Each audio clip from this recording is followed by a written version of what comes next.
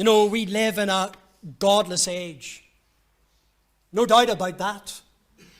And in this godless age, God requires all of His children, whether you're only recently saved or whether you're long in the road, God requires that His children live godly lives. And such will take place when you have the highest views of your God.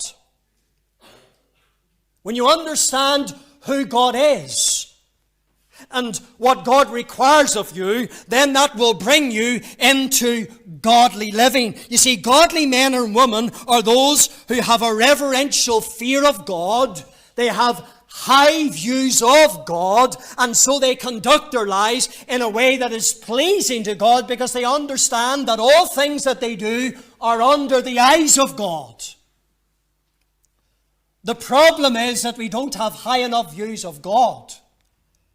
And because of that, we're not living godly lives. We have put God into some kind of box that suits us. We pack Him away on Sunday evening and He comes back out on next Lord's Day. But all we do is seen by God. And all we say is heard by God. And all we think is known to God. And so this godly living, or this godliness, this is godlikeness. Now, sinner, you cannot be godly.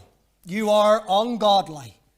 That's how the Bible describes you. That mightn't sit well with you today. You may say, I haven't come to God's house to be offended, but that is how God sees you. The Bible reminds us that when we were without strength in due time, Christ died for the ungodly. That is our natural state. Something must happen. It's called the new birth, regeneration. God, by His Spirit, works in our souls, inclining our hearts now away from sin and on to righteousness. He gives us a new nature. He gives us a new heart with new desires and new longings after God. This godliness does not come about by you coming to church, by you simply reading your Bible, by you getting to the side of your bed and thanking God that He's brought you through another day. And let me say, there are unsaved people and they do that.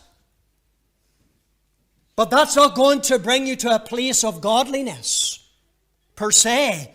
No, there needs to be first the new birth. There needs to be the change, the radical change within the soul, where you're brought from death unto life, where you're now a child of God, no longer a child of the devil. I wonder, has such happened in your life?